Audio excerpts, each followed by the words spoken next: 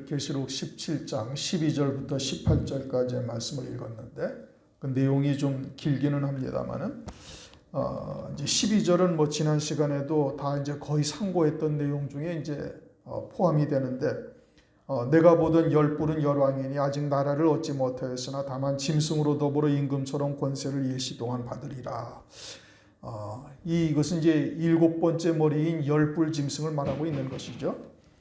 이 열뿔은 열왕이다. 아직은 나라를 얻지 못하였다. 사도 요한의 때는 아직 나라를 얻지 못하였죠. 이제 오늘날 이루어지고 있는 일들인데 뭐 2000년 전에 사도 요한 때 나라를 얻은 것은 아니죠. 그리고서는 다만 짐승으로 더불어 임금처럼 권세를 일시 동안 받으리라. 누가? 열뿔, 열왕이 그러하다 이겁니다. 그리고 이 열뿔이라는 것이 이제 어떻게 일곱 번째 머리인 적그리스도가 되는가?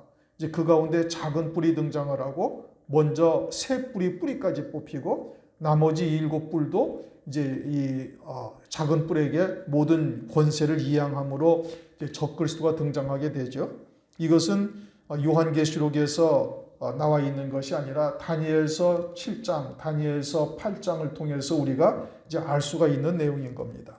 그리고 이제 오늘날은 이미 이제 사도 요한의 때로부터 벌써 한 2000여 년이 지난 때를 우리가 살고 있는데 더더군다나 이제는 무화과 나무의 비유까지 다 성취가 되었고 무화과 나무의 비유에서 이 세대가 지나가기 전에 이 일이 이루리라 하신 그 말씀까지도 이미 성취된 때를 오늘날 살아가고 있어요. 그러니까 주님의 재림과 또 재림 전에 있을 7년 환란, 적그리스도 환란이 아주 심각하게 가까이 다가와 있다라는 것을 우리가 알 수가 있는 겁니다. 이미 이제 한 세대가 지났는데 또 다른 한 세대가 지나갈 리는 절대 없고 그러면 뭐 한 반 세대쯤 지나느냐? 그렇게 나가지도 않고 이제 아주 가까운 때에 있음을 우리가 깨닫고 있어야 되는 것이고 그때를 대비할 수 있어야 되는 겁니다. 어찌됐건 지금은 이제 어린 양의 생명책에 농명될 자 그리고 14만 4천의 종들의 그 이름이 생명책에 기록될 자들만 지금 이제 채워지는 것만 남아 있어요. 그러니까 이 열뿔은 현재 현존하고 있다라고 말할 수도 있는 것이고 작은 뿔도 이미 이제 정치계에 등장해 있을 수도 있어요. 아주 이제 심각한 이와 같은 때를 우리가 살아가고 있는 겁니다. 이 열뿔, 일곱 번째 머리인 열뿔 짐승에 대해서는 지난 시간에 우리가 충분히 다 상고를 했어요. 전에 있다가 시방 없으나 장차 나타날 자다. 이것은 이제 다니엘서 8장에서 역사적인 인물로 등장했던 시리아 왕을 이제 예표적인 인물로 하는 것이고 그가 그처럼 작은 뿔로 등장을 해서 이제 유대 나라에 어떻게 잔인무도한 행위를 하는가 이것을 보여주었고 장차 적그리스도가 그와 같은 이제 행위를 교회들에게 행할 것을 우리들에게 계시하고 있는 겁니다. 요한복음 5장 43절을 보면 나는 내 아버지 이름으로 왔음에 너희가 영접지 아니하나 만일 다른 사람이 자기 이름으로 오면 영접하리라. 유대인들은 예수님을 배척했죠. 하나님의 이름으로 오셔서 하나님의 이름으로 모든 일들을 행하고 하나님의 뜻을 나타냈는데 유대인들이 그런 거예요. 그러나 이제 하나님의 백성이 사람이 자기 이름으로 올 때 영접한다. 그것은 적그리스도를 의미하고 있는 것이고 이와 같이 일곱 번째 머리인 열뿔 짐승을 교회들이 그리스도처럼 영접하는 역사가 나타나게 되어지는 겁니다. 그래서 육신에 속한 교회는 평안이죠. 영적인 환란이 이제 주어지게 되는 겁니다. 이가 등장함으로써 영적인 환란이 이루어지는데 영적 이스라엘에게는 환란이고 육적인 이스라엘에게는 평안이에요. 오히려 짐승을 타고 있는 음녀에 편승을 해가지고 세상의 권세, 부귀영화를 누리는 역사가 나타나게 되는 것이죠. 그래서 12절 네가 보던 열뿔은 열왕이니 아직 나라를 얻지 못하였으나 다만 짐승으로 더불어 임금처럼 권세를 일시 동안 받으리라. 이 열뿔에 해당하는 이 열왕이 오늘날은 이미 등장했다라고 보아도 전혀 무리가 아니다 이겁니다. 그만큼 주의 재림의 때가 가까이 다가와 있다라는 것을 우리가 깨닫고 있어야 되는 겁니다. 적그리스도 작은 뿔도 이미 등장해 있을 수도 있는 거예요. 그러므로 우리가 더욱더 경각심을 갖고 어린 양의 생명책에 농명이 될 것과 14만 4천의 생명책에 농명이 될 것을 위해서 전심전력 달려가야 할 때가 되는 겁니다. 그리고는 저희가 13절 한 뜻을 가지고 자기의 능력과 권세를 짐승에게 주더라. 저희는 열 뿔이죠. 이것은 이제 이미 여러 차례 말씀드린 것처럼 지중해 인근에서 이와 같은 열 뿔이 등장을 하게 될 것이고, 이제 가장 가능성이 있는 것이 이제 유럽 지역이라고 이렇게 볼 수가 있고, 저가 한 뜻을 가지고 자기의 능력과 권세를 짐승에게 주더라. 아주 평화적으로 넘겨주는 겁니다. 왜요? 이제 적그리스도가 등장을 했을 때 그가 세상의 난제들을 해결하고, 또 인격이 사람으로서는 그와 같은 인품을 찾아볼 수 없을 정도로 인품이 훌륭한 거예요. 뭐 얼굴이 잘생긴 거는 말할 것도 없고, 그리고는 마귀로부터 지혜를 받아서 세상의 모든 문제들을 기가 막히게 해결하는 겁니다. 여러분 지금 뭐 러시아와 우크라이나 전쟁이고 있죠. 또 팔레스타인은 하마스와 이스라엘이 전쟁 상태에 있죠. 이것은 해결이 안 되는 거예요 지금. 그런데 이와 같은 세상의 난제들, 뭐 그뿐만 아니라 공해 또는 뭐 이제 장차 이제 등장하게 되어질 경제 공황, 뭐 이와 같은 상황을 기가 막힌 묘수로서 해결을 하고, 아주 정치적으로도 막 아주 평화의 사도와 같이 그가 가는 곳마다 다 화해를 하고 문제가 해결되고, 이제 기가 막힌 아주 표적들이, 거짓 표적들이 나타나게 되어지는 겁니다. 그래가지고 그에게 이와 같이 평화적으로 자기들의 모든 능력과 권세를 짐승에게 주는 역사가 나타나게 되어지는 거예요. 그러므로 이제 오늘날 우리가 이와 같은 때에 은혜 시대 마지막 때에 우리가 그와 같은 때를 잘 대비해서 오늘날 믿음으로 잘 이겨나가고, 또 영안이 열려서 시대의 표적을 바르게 볼 수 있는 이와 같은 시각을 가져야 되는 겁니다. 14절 저희가 어린 영으로 더불어 싸우려니와, 이것은 이제 7년 환난 마지막 때인 겁니다. 우리가 16장을 거쳐서 왔을 때 16장에 새 더러운 영이 적그리스도와 짐승과 뭐 이와 같은 자들에게서 나와가지고 하나님의 군대들을 대적하려고 전쟁을 하려고 군대들을 모으는 역사가 16장에 있었죠. 아마겟돈으로 모았다. 그런데 거기에서 전쟁을 하는 일이 이루어지지 않았어요. 여섯째 진노의 대접이 쏟아지면서 벌어진 일인 겁니다. 그리고는 그 전쟁이 언제 이루어져요? 주님의 재림의 때에 이루어지는 거예요. 그것을 계시록 19장에서 말씀하시고 있고, 계시록 19장 19절 또 내가 보매 그 짐승과 땅의 임금들과 그 군대들이 모여 말탄 자와 그의 군대로 더불어 전쟁을 일으키다가, 이렇게 말씀합니다. 물론 이제 이 전쟁에서 짐승과 거짓 선지자, 그리고 적그리스도의 군대, 또는 하나님을 대적하려고 일어섰던 음료교회들 전부 다 진멸함을 받습니다. 주님의 입에서 나오는 이한검에 의해서 모두가 멸절을 당하죠. 이제 이것을 계시록 19장에서 전쟁이라고 말씀하고 있어요. 근데 여기서도 마찬가지죠. 그와 같이 싸우려고 이제 한 뜻을 가지고 저희들이 짐승의 권세를 주고 어린 양으로 더불어 싸우는데, 이것을 이제 계시록 16장의 아마겟돈 전쟁을 말하고 있다. 그러면서 이제 이와 같은 전쟁을 통해서 그들이 다 멸절함을 받게 되죠. 그런데 어떻게 이제 우리가 오늘날 교회들이 과연 음료교회가 되어져서 이처럼 재림하실 주님을 대적하는 자리에 서서 재림하시는 주님과 전쟁을 교회들이 한다. 이것을 교회가 오늘날 받아들일 수가 있느냐? 오늘날 교회들이 거의 다 이와 같은 것을 받아들이지를 못하고 그런 것을 갖다가 부정합니다. 그러나 예수님 당시에 유대 사회를 보면은 하나님의 백성인 그들이 하나님의 이름으로 예수님을 십자가에 못 박았잖아요. 그리고는 주님께서 말씀하시기를 너희가 너희 조상들의 양을 채우라. 마지막 때에도 또 그와 같은 일이 그대로 벌어질 것을 우리에게 경계로 말씀을 하시는데, 오늘날 교회는 전혀 그렇지 않다라고 얘기를 하고 있잖아요. 이제 심각한 문제죠. 예수님 당시의 유대인들도 역시 마찬가지로 그렇게 얘기를 했어요. 자기들은 선지자들의 피를 흘리는 일에 자기들이 그때 있었으면 참여하지 아니하였겠다. 그러면서 예수님을 십자가에 못 박은 이 기가 막힌 일이 벌어지잖아요. 그런데 오늘날 교회들이 뭐라고 그래? 오늘날 교회는 거의 다 예수 그리스도 안에서 주님이 오시면은 다 교회는 뭐 휴거가 된다든지 천국으로 들어가고 세상은 멸망당한다. 뭐 이와 같은 허무맹랑한 잘못된 소설 같은 이야기를 추종하고 있는 것이 오늘날 현실이에요. 그러나 초림의 때나 또는 노아의 때와 같다 하신 말씀이나 모든 말씀을 비교해 보면은 마지막 때 이와 같이 배도하는 교회들이 대부분이 다 배도하는 교회가 될 것이고, 교회가 거의 다 대부분이 배도하는 교회가 될 것이고, 정말 순교하거나 예비처로 가는 성도들은 그렇게 많지가 않을 것을 성경에서 이미 말씀하고 있는 겁니다. 그런데 오늘날 교회들이 그것을 깨닫고 있지를 못하죠. 그러니까 음녀 교회가 될 자들에게는 이것이 드러나질 아니하고 그들에게는 여전히 비밀인 겁니다. 보아도 보지 못하고 들어도 듣지 못하고 깨닫지 못하는 역사가 계속 끝까지 이어진다. 그 다음, 어린 양은 만주의 주시오 만왕의 왕이심으로 저희를 이기실 터이요. 이것은 계시록 19장에서 정확하게 설명하고 계셔요. 그 입에서 나오는 이한검에 의해서 전멸함을 받죠. 근데 주님을 뭐라고 말씀하시?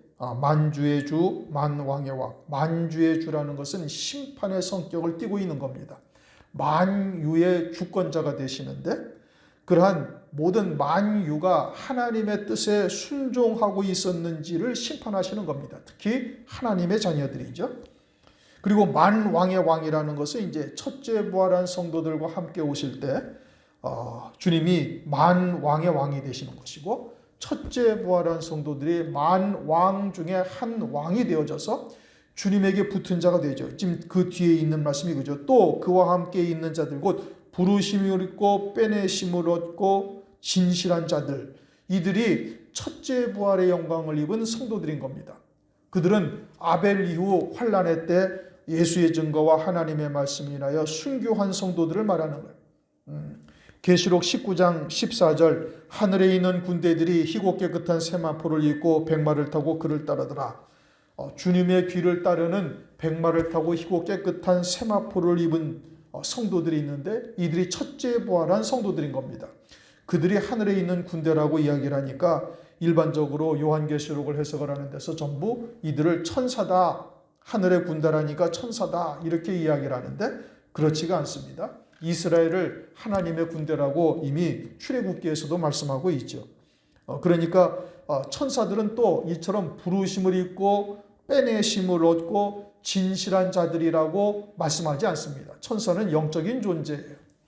영적인 존재이기 때문에 그들은 부르심을 입고 빼내심을 얻고 진실한 자들이라고 표현할 리가 없어요. 이것은 하나님의 자녀들 가운데 부르심을 입고 그 가운데서 또 빼내심을 얻고 그 가운데서 또 진실한 자들이 있음을 말하는 것이고, 그들은 계시록 19장 14절 하늘에 있는 군대들이 희고 깨끗한 세마포를 입고 백마를 타고 그를 따르더라 하는 이들을 의미하고 있는 것입니다.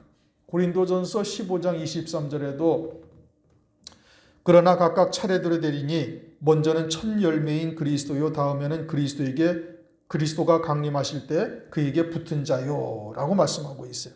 그게 주님이 재림하실 때 그에게 붙은 자가 있음을 말씀하시는데, 그에게 붙은 자라는 것은 첫째 부활의 영광을 입은 성도들이고, 그들은 희고 깨끗한 세마포를 입었다. 그것은 순교한 성도들이다 이겁니다. 계시록 6장에서 순교한 성도들에게 흰 옷을 입혀주시는 것은 희고 깨끗한 세마포인 것을 말씀하고 있는 것이고, 그들이 첫째 부활의 영광을 입고 그리스도와 함께 1000년 동안 왕 노릇하는 성도들이고, 그들이 어린 양의 안에 그리스도의 신부가 되는 자들인 겁니다. 그러니까 그들은 어떠하다?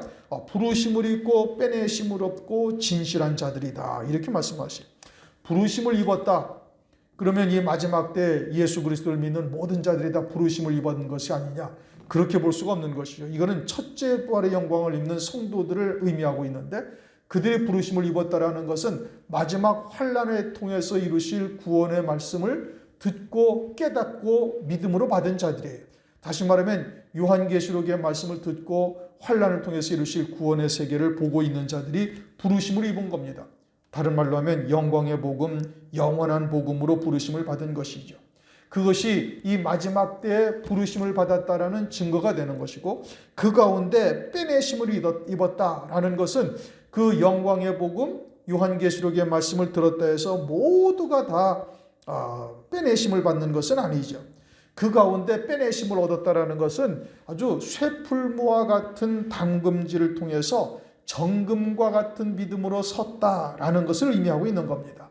순교의 자리에 섰음을 말씀하고 있는 겁니다.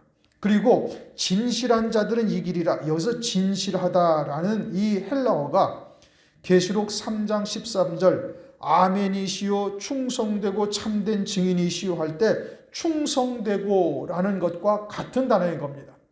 그러면 주님이 아버지께 충성하셨는데 어떻게 충성하셨어요? 아버지의 뜻을 위하여 죽기까지 순종하신 거예요.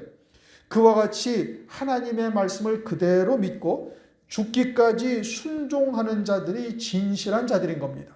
그러니까 부르심을 입었다 해서 모두가 다 순교하는 것이 아니죠. 영원한 복음을 들었다 해서 모두가 다 순교하는 것은 아니에요. 그 가운데 아주 쇠풀무와 같은 또 불같은 믿음의 시련을 통해서 정금과 같은 믿음으로 세워진 자들이 빼내심을 입은 거예요. 그리고 그 빼내심을 입은 자들 가운데 그들이 아주 죽기까지 순종하는 자, 하나님의 말씀에 그들이 이와 같이 진실한 자들이다 이겁니다. 그들은 어떠하다는 거예요? 반드시 이기리로다. 또 그와 함께 있는 자들, 곧 부르심을 입고 빼내심을 얻고 진실한 자들은 어떻게 한다고요? 이긴다 이겁니다. 이긴다는 게 무엇을 의미한다는 거예요? 신앙의 정절을 끝까지 지켜서 그 신앙을 지킴으로 이긴다 이겁니다. 마귀의 유혹, 핍박 또는 죽이는 권세에도 굴하지 아니하고 신앙의 승리를 한다 이겁니다. 그러면 그것은 결국 어떻게 되는 거예요? 환난 날에 순교하는 것이죠. 짐승표를 받지 아니하는 자는 몇이든지 다 죽인다라고 요한계시록 13장 15절에서 이미 말씀을 하고 있죠. 그러니까 그와 같이 짐승을 경배하지 아니하고 짐승표를 받지 아니하는 자들은 결국은 순교하게 되어지고 그 순교한 성도들이 이와 같이 첫째 부활의 영광을 입고 주님과 함께 오는 자의 자리에 서게 될 것을 말씀하고 있는 것이죠. 14절 말씀이 그거를 의미하고 있는 겁니다. 저희가 어린 양으로 더불어 싸우리오니와 어린 양은 만주해 주시오 만왕의 왕이시므로 저희를 이기실 터이요 또 그와 함께 있는 자들 곧 부르심을 입고 빼내심을 얻고 진실한 자들은 이기리로다. 이들은 누구냐? 그들은 계시록 19장 14절 하늘에 있는 군대로서 희고 깨끗한 세마포를 입고 주님의 뒤를 따르는 자들이다. 그들은 첫째 부활의 영광을 입은 자들이다. 이제 이것을 말씀하고 있는 겁니다. 다음 15절 또 천사가 말하되 네가 본 바 음녀에 앉은 물은 백성과 무리와 열국과 방언이라. 이제는 음녀에 대해서 말씀하시죠. 이제 지금까지는 적그리스도 짐승에 대해서 말씀하셨는데 이제부터는 음녀에 대해서 말씀하고 있어요. 이 음녀는 이미 우리가 수차례 상고한 것처럼 큰 성 바벨론, 붉은 빛 짐승을 탔고 큰 성 바벨론이고 그리고 나는 여왕으로 앉은 자다. 계시록 18장 7절을 보면 그렇게 말씀하고 있죠. 중간에 나는 여왕으로 앉은 자요 과부가 아니라 결단코 애통을 당하지 아니하리라. 적그리스도로부터 상당한 권세를 부여받아서 이 세상에서 여왕과 같은 이와 같은 자리에 앉아 있다. 이렇게 지금 말하고 있죠. 이것이 음녀인 겁니다. 큰 성 바벨론이죠. 그녀가 어디에 있어요? 많은 물에 앉아 있는데 그 앉은 물이 백성과 무리와 열국과 방언이니라. 많은 무리 위에 앉아 있다. 1절에서는 그렇게 말씀하시죠. 17장 1절 또 7 대접을 가진 7 천사 중 하나가 와서 내게 말하여 가로되 이리 오라. 많은 물 위에 앉은 큰 음녀에 받을 심판을 네게 보이리라 하면서 많은 물 위에 앉았다 했는데 그 많은 물이 뭐냐? 그것이 지금 백성과 무리와 열국과 방언이다 이렇게 말하고 있어요. 백성과 무리와 열국과 방언이라는 것은 온 세상의 종교라는 모든 종교라 이름한 그와 같은 종교들의 교리, 교훈 이와 같은 것 위에 앉아있다 이겁니다. 이 음녀가 그들의 지도자가 되고 있음을 말하는 것이죠. 세상의 모든 종교를 통합하고 그 위에 앉아있음을 말하는 겁니다. 이미 앞서서도 말한 바처럼 세상의 종교라는 것은 우리 기독교 하나님의 말씀에 비한다면 완전히 하등 논리인 겁니다.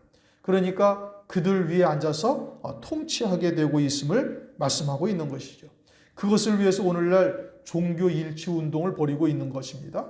WCC라는 단체가 그런 일을 하고 있는데 우리나라에서도 상당히 호응을 하고 있고 기독교 일부만 제외하고는 기독교도 일부가 다 거기에 호응을 하고 동조를 하고 서로 사인을 하고 그러죠. 나머지 종교는 전부 다 똑같습니다. 그건 세상의 철학과 다를 바가 없는 것들이니까 그들은 뭐 강단 교류를 다 하고 있는 거예요. 일반적으로 뭐 천주교나 불교가 서로 왔다 갔다 하고 있고, 다른 원불교니 또는 기타 다른 여러 종교가 뭐 천도교니 하는 것들은 전부 다 서로 강단 교류를 다 하고 있어요. 그러니까 서로 간의 교리가 다 같다라는 얘기고, 이제 남아있는 것이 기독교 일부만 남아있는데, 이와 같은 것들도 다 자꾸 이제 이런 종교 일치, 통합 운동을 지금 벌이고 있는 것이죠. 이와 같은 혼잡한 말씀으로 오늘날 살고 있는 곳들, 이런 곳들이 결국은 다 하나가 될 것이고, 그리고서는 이제 환란 날이 되어지면은 이제 차별금지법이라는 것에 의해서 결국은 기독교를 탄압하게 될 겁니다. 이미 이제 미주 지역이나 유럽 지역이나 이런 데서는 그 차별금지법이 다 입법화되어져 있어요. 영국도 마찬가지고.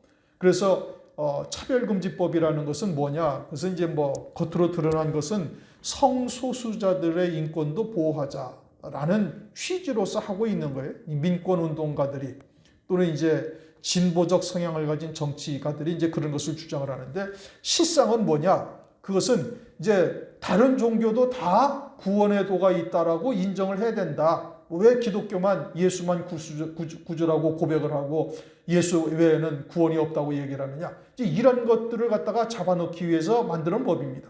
오늘날은 그것이 뭐 서방이나 이런 데서 적극적으로 시행되고 있지는 않아요.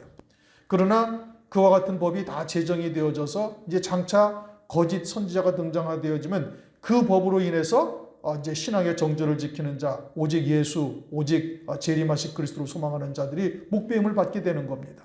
우리나라도 이제 막 조만간 입법화될 거예요. 지금 뭐 야당이 상당히 많은 숫자, 국회의 거의 3분의 1을 차지해 버렸잖아요. 그러니까 이제 뭐 이와 같은 차별금지법 같은 거는 입법하는 것은 뭐 별로 어려운 일이 이제 아니게 된 거예요. 이제 이와 같이 점진적으로 모든 일들이 그때를 위해서 나아가고 있음을 우리가 볼 수 있어야 되는 겁니다. 16절, 네가 본 바 이 열불과 짐승이 음녀를 미워하여 망하게 하고 벌거벗게 하고 그 살을 먹고 불로 아주 사르리라. 열불은 적그리스도죠. 그들이 결국에는 음녀를 미워해가지고 이처럼 이제 그들을 핍박하고 또 죽이는 일까지 한다 이겁니다. 그러면 무엇 때문에 미워하는가? 계시록 18장 7절을 보면은 이 음녀가 뭐라고 그래? 나는 여황으로 앉은 자요, 과부가 아니라. 음녀가 스스로를 여황이라고 합니다. 적그리스도가 보기에는 모든 종교가 그의 통치를 받고 있고, 그가 점점 더 권세를 가지게 되는 것이 자기에게 위태하다라고 지금 생각하게 되는 거예요. 전 3년 반에는 적그리스도가 이 거짓 선지자 또는 음녀교회의 절대적인 지지를 받을 수밖에 없는 거예요. 그래야 그리스도처럼 경배하게 되어지는데, 그런데 후 3년 반에 들어가면 3차 세계대전쟁으로 적그리스도가 모든 패권을 완전히 쥐게 되는 겁니다. 그때는 굳이 이와 같은 음녀 큰성 바벨론의 도움이 별로 필요가 없는 거예요. 그러니까 이와 같이 여황으로 앉았다, 이와 같이 자기의 권세에 위협이 되는 존재가 되어지면 처단을 해버리는 것이고, 또 적극적으로 자기를 추종하지 아니하는 자, 그리스도처럼 경배하지 아니하는 자, 이들을 갖다가 역시도 또 죽이는 자가 죽이게 되는 겁니다. 그러니까 음녀를 미워하여 망하게 하고 벌거벗게 하고 그 살을 먹고 불로 아주 사르리라. 이제 그렇게 되는 것이죠. 그러나 사실 근본적인 이유는 따로 있는 겁니다. 음녀가 비록 배도는 했지만 하나님의 자녀요, 하나님의 생명이 그 안에 있어요. 그러니까 그 근본은 어디로부터 시작돼요? 하나님으로부터 시작되는 거예요. 적그리스도는 그 근본이 어디로부터 시작돼요? 마귀로부터 시작되는 거예요. 붉은 용. 그러니까 아주 본질 자체가 다른 겁니다.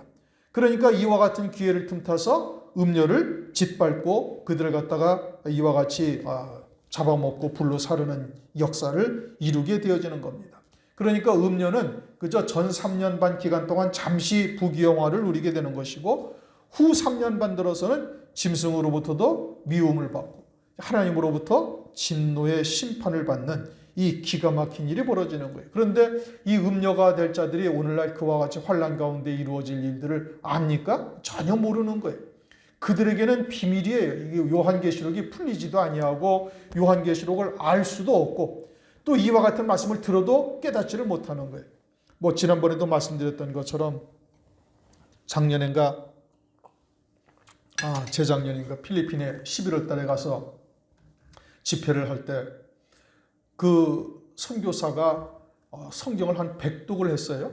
100독을 해가지고 이제 마지막 때 종말론을 어떻게 보고 있는가. 그러니까 전천년설을 믿는다 이거예요. 전천년설을 주장하는 자들은 주님이 재림하실 때 모든 죽은 자가 다 부활할 것을 믿고 있는 거예요. 성경은 그렇게 말씀하고 있지 않잖아요. 지금 우리가 이제 오늘 말씀 상고한 것처럼 순교한 성도들만 첫째 부활을 입잖아요. 주님이 재림하실 때. 그런데 전천년설을 주장하는 자들은 모든 죽은 자들이 다 부활한다라고 믿고 있어요. 데살로니가전서 4장 16절 말씀대로 죽은 자들이 먼저 일어나고 살아있는 자들도 하늘로 끌려 올라간다라고 말씀하시는데 그 죽은 자들이 모든 죽은 자들이 일어난다라고 생각을 하고 있는 게 전천년설이에요. 그분이 성경을 100독 이상을 했어요. 그리고 전천년설을 믿고 있으면서 자기는 주님이 재림하시면 모든 죽은 자들이 다 부활의 영광을 입는다라고 믿고 있다 이렇게 얘기를 해요. 그래서 성경을 100독을 하면서도 요한계시록 20장 4절에서 6절을 100번을 읽어봤을 터인데 그런데 100번을 읽어도 그것이 눈에 들어오질 않는 겁니다. 이게 참 신기한 일인 거예요. 그러니까 성경은 하나님의 영이신 성령께서 깨닫게 하여 주시면 아무리 읽어도 100독이 아니라 1000독을 해도 이해가 안 되는 거예요. 깨닫지를 못하는 거예요. 그래가지고 제가 그 부분을 다시 한번 이야기를 하면서 읽어주니까 깜짝 놀라는 거예요. 이제까지 성경을 그렇게 봤어도 그냥 자기가 알고 있는 것에서 절대 벗어나지를 못하는 겁니다. 그냥 주님이 재림하시면 죽은 자들이 다 부활할 것만 바라보고 앉아있고 그렇게 성경을 읽어도 그것만 보이는 거예요. 그런데 요한계시록이 20장 4절에서 6절까지 정확하게 말씀하고 있잖아요. 순교한 성도들만 첫째 부활하고 나머지는 그 1000년 동안 다시 살지 못하고 그들만이 그리스도와 함께 왕으로서 제사장으로서 다스리게 되어질 것을 말씀하고 있다 이겁니다. 그러니 성경은 100번을 읽어도 성령에 의해서 깨닫게 하지 아니하시면 절대 볼 수가 없어요. 그러니까 성경에서 마태복음 13장에도 말씀하기를 너희는 하나님의 말씀을 깨닫는 것이 너희들에게는 허용되었으나 저들에게는 아니 되었다. 그러면서 말씀하시기를 뭐라고 말씀하시? 저들은 보아도 보지 못하고 들어도 듣지 못하고 깨닫지 못한다. 누가복음 9장 35절을 보면은 하나님의 말씀이 저들에게는 감추인 바가 되었다.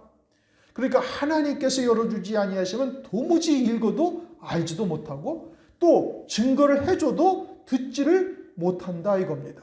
그러니 오늘날 우리가 이 마지막 때의 어려운 요한계시록의 말씀을 듣고 첫째 부활의 영광을 소망할 수 있게 하시고 각자의 믿음을 따라 거기에 다 이르지는 못한다 할지라도 그나마 재림하실 때 환난이 있고 환난 때 순교할 수 있는 기회를 우리에게 주시는구나. 그러니 환난이 우리에게 저주가 아니라 환난이 하나님께서 우리를 사랑하시는 하나님의 징표다. 이 정도는 다 알고 있고 믿고 있잖아요. 각자의 믿음이 이제 거기에 이르느냐 이르지 못하느냐는 우선 둘째치고 이게 그와 같은 것을 깨닫고 믿음으로 받고 있다라는 것 자체가 이건 하나님의 은혜다 이겁니다.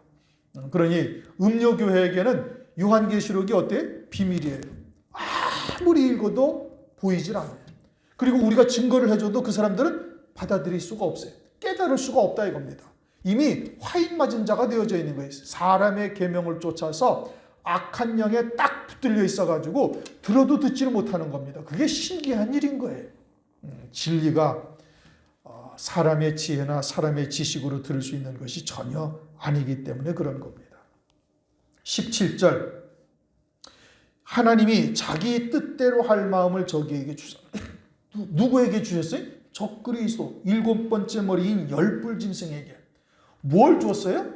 자기 뜻대로 할 마음을 주셨다 이겁니다.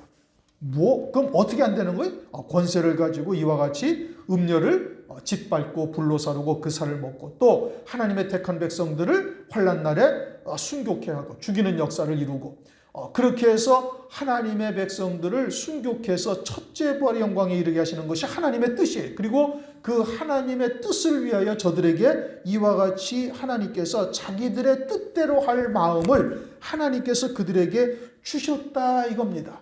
그것을 통해서 환난 날에 순교할 수 있게 하시는 거예요. 순교가 한때, 두때, 반때를 통해서 이루어지잖아요. 이미 말씀드린 것처럼 우리가 어린 양의 생명책에 농명이 되었다 할지라도 환난 가운데 한때의 환난을 겪고 순교하는 성도가 있고 두때의 환난을 겪고 순교하는 성도가 있고, 그러니까 한때의 환난을 겪고 순교하는 성도들이 겪는 환난보다 두때의 순교하는 성도들이 겪는 환난의 도가 훨씬 큽니다. 왜요? 첫 번째 환난을 겪을 때 온전한 정금과 같은 믿음으로 되어 있지 못했기 때문에 두 때에 걸쳐서 더 강도가 센 환난을 겪게 되는 거예요. 그래도 순교하지 못하고 아직도 미련이 남아있는 자들에게 마지막 반때 가운데 5개월 동안 황충의 화를 하나님께서 허용을 하시는 거예요. 그래야 겨우 그제서야 세상에 속한 미련을 다 끊고 기꺼이 순교할 수 있는 자가 되는 겁니다. 이와 같이 한때, 두때, 반때를 거쳐서 하나님의 백성들을 핍박하고 그들을 죽이는 권세를 하나님께서 주신 이유가 무엇을 위함이에요? 그 하나님의 기쁘신 뜻을 이루시기 위함인 거예요. 오늘날 우리가 여러 가지의 연단의 과정을 거칩니다. 무엇을 위해서요? 그와 같이 정금과 같은 믿음의 자리에 우리를 세우시기 위함인 거예요. 그런데 아직은 신앙이 거기에 이르지 못하였으니까 하나님의 말씀에 초점을, 하나님의 뜻에 초점을 자꾸 맞추지를 못하고 자꾸 어디에다만 바라보면 눈에 보이는 세상이나 육신에 속한 것이나 또는 인간의 정의나 이런 것에다 자꾸 초점을 맞추니까 하나님의 응답이 늦어지는 거예요. 그러니까 정금과 같은 믿음으로 세우시고자 하나님께서 여러 가지의 형태로 우리를 시험하시고 달아보시고 있다라는 것을 깨달아야 되는 것이고, 그것은 하나님의 사랑이다라는 것을 절대 신뢰해야 되는 겁니다. 하나님은 절대 선이셔요. 우리에게 베푸시는 것이 때로는 고통스럽고 힘든다 할지라도 그것은 나를 사랑하사 온전케 하시기 위해서 베푸신 거예요. 환난이 그러하잖아요. 그러면 오늘날 은혜 시대에 겪는 여러 가지도 그와 같음을 믿어야 되는 것이고, 그 결국은 어떻게 하기를 원하는 거예요? 요단강 앞에 선 제사장과 같은 자리에 딱 서기를 원하는 거예요. 간단해요. 그런데 자꾸 얽혀있는 사람들과의 관계, 세상과의 관계, 여러 가지 인간의 정, 이런 것이 자꾸 얽혀서 그것이 우리의 생각을 복잡하게 만드는 거예요. 단순해야 되는데.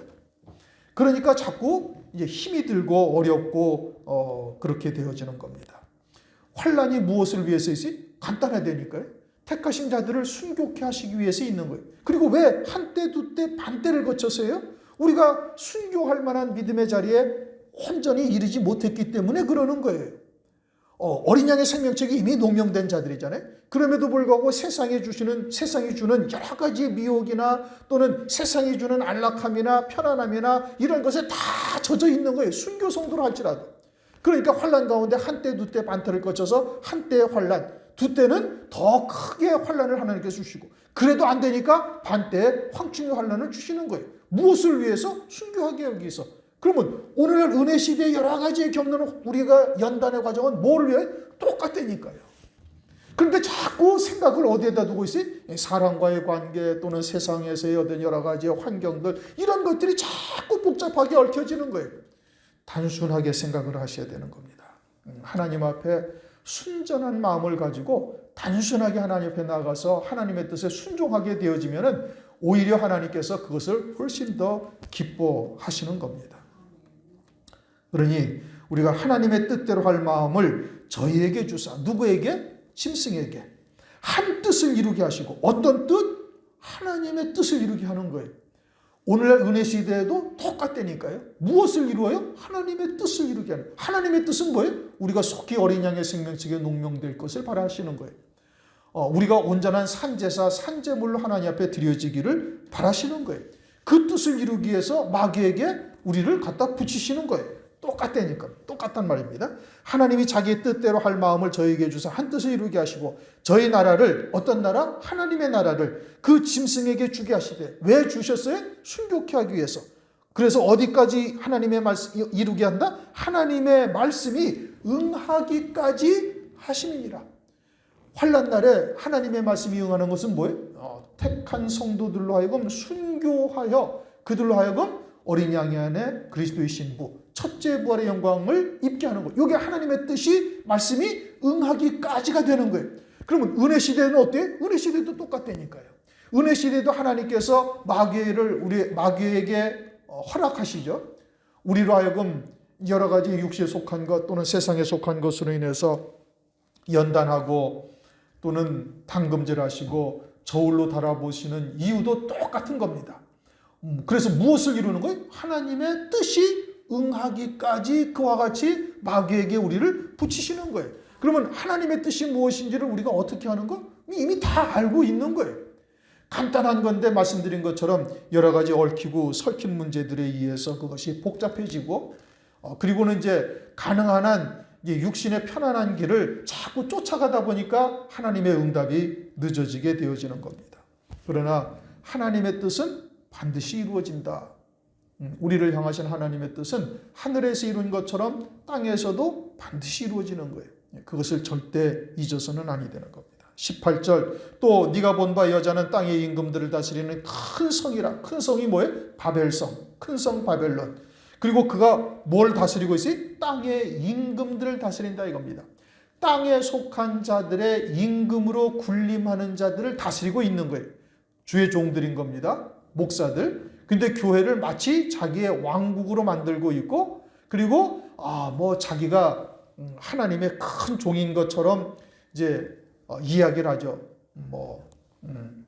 이제 은사자들이 그런 일들을 많이 하죠. 내가 기도하면 어쩌고 저쩌고 이러면서 자기가 기도하면 마치 하나님의 응답이 그 즉시로 이끌어낼 수 있는 이와 같은 존재인 듯 자기를 부각시키고 드러내고 그러면서 반말이나 찍찍거리고 앉아있고 그러면서 아주 임금처럼 군림하는 역사들이 비일비재하게 있는 거예요. 교회 안에서도 그러고 있죠. 그러한 자들의 우두머리가 되어져 있는 게 누구의? 음녀라는 말씀이에요. 그것이 큰 성이다 이겁니다. 이 큰 성은 뭐예요? 바벨성을 말하는 거예요. 순교한 성도들은 어디에 들어가요? 하나님의 도성인 새 예루살렘 성.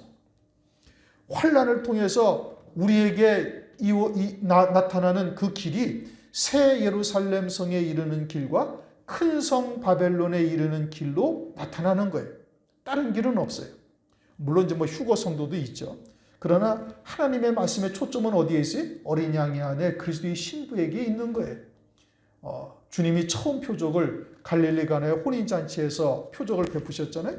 그것은 주님이 이 땅에 오셔서 십자가를 지시고 또 부활 승천하신 그 모든 하나님의 뜻이 어린 양의 혼인잔치에 있다 이런 의미죠.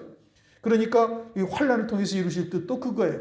그러니까 환난을 통해서는 큰 성 바벨론으로 갈 것인가 하나님의 도성인 새 예루살렘 성으로 갈 것인가 이 갈림길에 우리가 서 있는 것이고 하나님의 도성인 새 예루살렘 성에 이르는 길은 우리가 요한계시록의 말씀을 통해서 충분히 깨닫게 하신 거예요. 그러면은 더 이상 생각할 것이 없는 것이죠. 영원한 멸망에 처해질 것이냐 영원한 영광에 이르게 되어질 것이냐 이것은 우리가 어떤 길을 택할 것인지는 아주 불을 보듯이 아주 뻔한 겁니다. 그렇다면 어떻게 되는가? 오늘날 우리가 그러한 신앙의 결단을 해야 되고 하나님 앞에 그러한 신앙의 열매들을 하나님 앞에 보여드릴 수 있어야 되는 겁니다. 하나님을 가장 나의 삶에 있어서 우선에 둘 수 있는 자가 되어야 되는 거예요. 그것이 우리의 믿음으로서 믿음의 열매로 우리의 삶 가운데 나타날 수 있어야 되는 겁니다. 여러 가지의 시험, 저울로 달아보시는 과정이다. 이것을 우리가 절대 잊어서는 아니 되는 겁니다. 환난도 결국은 똑같은 것이지요. 오늘날 은혜 시대도 역시 마찬가지인 겁니다. 오늘 12절부터 18절까지의 말씀을 참고했어요.